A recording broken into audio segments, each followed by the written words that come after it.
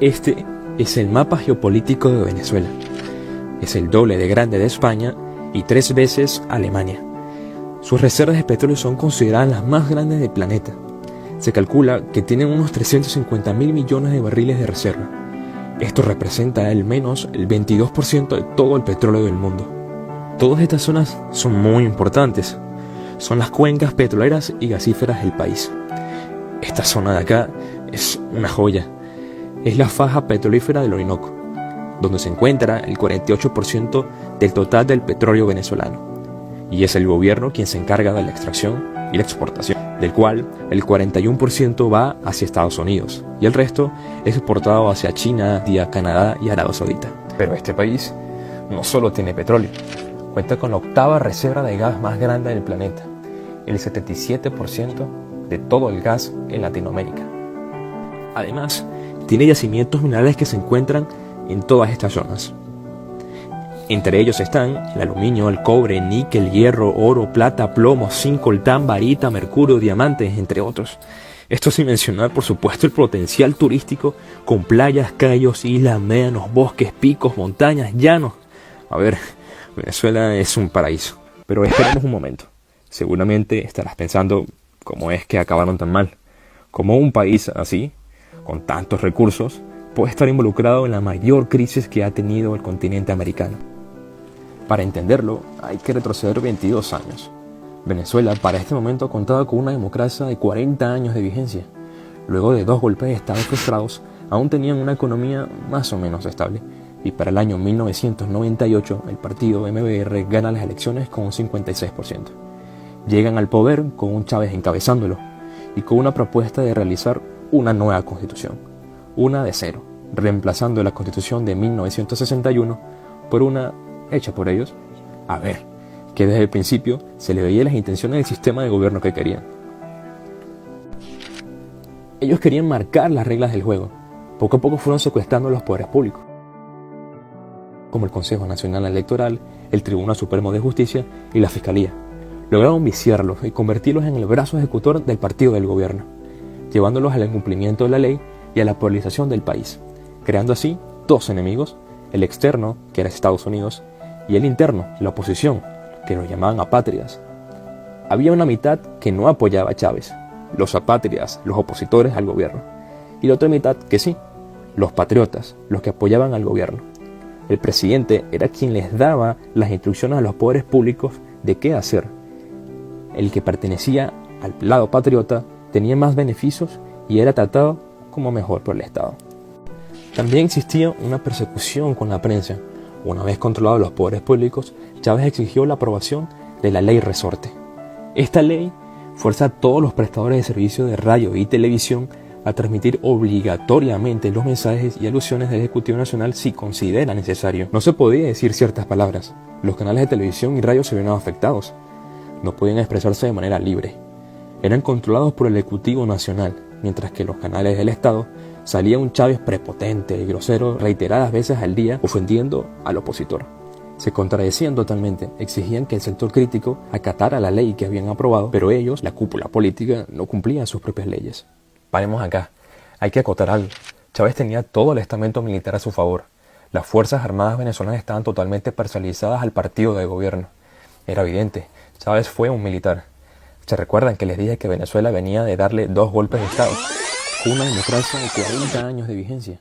Luego de 2 golpes de estado, pues Chávez fue quien lideró estos 2 golpes de estado frustrados, pero logró lavar su cara ante los medios que en su gobierno reprimía y censuraba.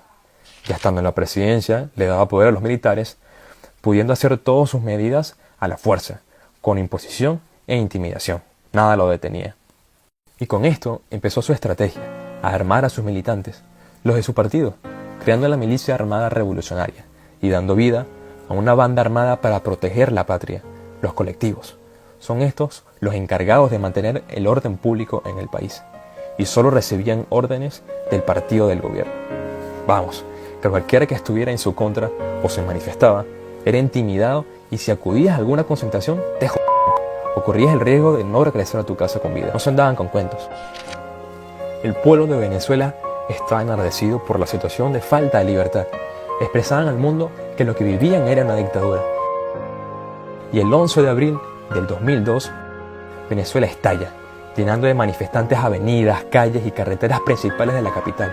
Había tanta gente que se catalogó como la más grande concentración que se había dado en toda la historia democrática. El descontento hacia Hugo Chávez y su gobierno fue tan grande que el objetivo de la concentración se perdió y se convirtió en una marcha, con un solo fin y sin retorno: exigir la renuncia del presidente. Según cifras oficiales, esta marcha terminó con 19 muertos, la gran mayoría con balas en la cabeza disparadas desde alturas, otros asesinados por militantes del partido del gobierno, y hubo un total de 69 heridos. El día termina con una presunta renuncia de Hugo Chávez. Chávez regresa a los 2 días gracias a los militares. Acá comienza el declive del país. En su retorno se endurece, en su afán de apoderarse de todo, y su odio al capitalismo refuerza medidas, encarcela adversarios, cierra medios de comunicación, amedrenta a quien se lo oponga y empieza la expropiación de las empresas privadas más importantes del país. Lo que están en unos negocios, exprópiese. Este edificio de aquí, ¿cuál es? Exprópiese, señor alcalde, exprópiese. Empresas del sector energético, agrícola, turístico, banca, automotriz, hostelera, lácteas de producción de comida, radio y televisión pasaron a estar a manos del gobierno, creando un estado muchísimo más grande. Se estima que se cerraron unas 5.000 empresas y 205.000 establecimientos. Por supuesto, los resultados fueron caóticos. Las presidencias de las empresas expropiadas se las repartieron como chuchas de piñata. Colocaron a personas no preparadas, militantes del partido del gobierno y militares que alababan y veneraban a Chávez. Los años venideros para Venezuela persistía el conflicto político y de libertad de expresión. Pero eran los años del boom de petróleo. El precio del petróleo se disparó, el ingreso de los petrodólares al país se incrementaron. Fue la época donde el gasto público aumentó muchísimo más. Muchos economistas advertían que esta etapa de subida del petróleo no iba a durar mucho. Recomendaban al Ejecutivo Nacional que el país no podía seguir dependiendo únicamente del petróleo. No son acatadas las recomendaciones y se continúan con una sola línea: la Venezuela petrolera. Chávez muere, quedando como sucesor Nicolás Maduro. Con el nuevo presidente se empeoran las cosas. Maduro recibe los resultados de una estrategia fracasada bolivariana de Chávez. El precio del petróleo, tal y como lo indicaron los economistas, bajó en picada y empezó a afectar a todos los sectores. Ya no había dinero para importar. Todo se había ido en planes sociales, en empresas expropiadas manejadas por el Estado que al final terminaron quebradas, en obras multimillonarias en donde se habían aprobado el total de los fondos y jamás se habían culminado. Desde que entró el partido del gobierno al poder, la deuda pública aumentó. En 1999, la deuda alcanzaba la cifra de 1.200 millones de dólares y para el año 2017 se había incrementado el 223%. En comparación de este recuadro, esto es lo que representa el total de 3.916 millones de dólares. En comparación a otros países como Perú, Colombia, Ecuador y Chile, este sería la representación. Una enorme diferencia. La deuda externa también subía como la espuma. Las deudas multimillonarias con China y Rusia hicieron inflar estos resultados, hasta llegar a los 70.000 millones de dólares, los peores resultados económicos de la historia de Venezuela. El pueblo sabía quién eran los responsables. Los índices económicos no pintaban nada bien. El hundimiento de la economía venezolana era real. La caída del PIB respecto a los años anteriores era demoledora, llegando hasta los menos 25% de Producto Interno Bruto. Venezuela estaba quebrada. Una inflación galopante empezaba a afectar a toda la ciudadanía. Hasta ahora ya se catalogaba a Venezuela como una hiperinflación. Este es el incremento inflacionario del país en 10 años, según el FMI. El bolívar, la moneda oficial en el país, se devaluaba cada día. Y adivinen por qué. Maduro, como típica medida económica populista, le dio el botoncito de imprimir billetes. La devaluación afectaba tanto al venezolano que el bolívar perdió todo valor. Mientras más billetes habían, menos valor tenían. El venezolano tenía que llevarse sacos de dinero solo para pagar un único producto. El dinero no valía nada. Las cifras de compra eran tan altas que las denominaciones de los billetes que habían en circulación no servían. La moneda estaba devaluada. La medida del Ejecutivo Nacional ante esta inflación y devaluación fue quitarle 3 ceros a la moneda actual. La medida no funcionó, los precios siguieron subiendo como la inflación iba acrecentándose. Así que el gobierno lanza un nuevo cono monetario, con nuevos billetes y con un nuevo nombre: Bolívar Soberano. Muy ingeniosos, ¿no?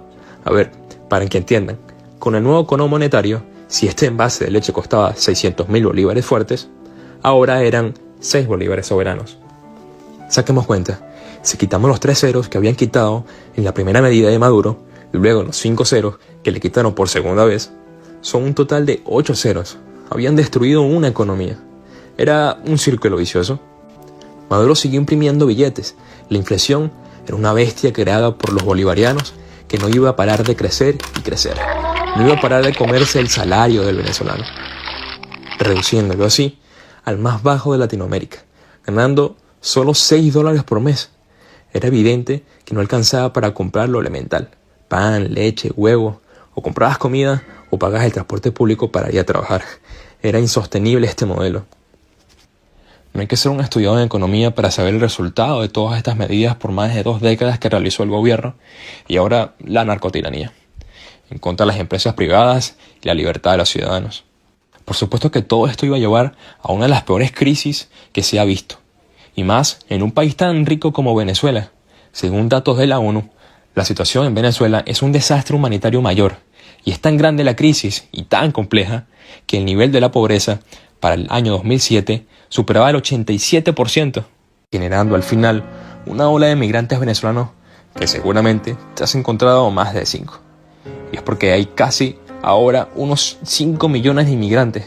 En Colombia se encuentran unos 1.5 millones. En Estados Unidos unos 350.000. En Perú unos 870.000. En España unos 250.000. Los demás están distribuidos en Argentina, Chile, Uruguay, Brasil, Ecuador, Panamá, México, Canadá, entre otros países. La estimación para el año 2020 es caótica, superando a Siria y Afganistán, países que han sufrido conflictos de guerra. Hasta 7.5 millones de migrantes venezolanos estarían fuera de su país, según datos de la OEA. En Venezuela todavía sigue pasando la tormenta bolivariana y destrozando todo a su paso. Los ciudadanos están cansados de más de 20 años de dictadura, que lo único que ha traído a su país fue hambre, miseria, pobreza y muerte.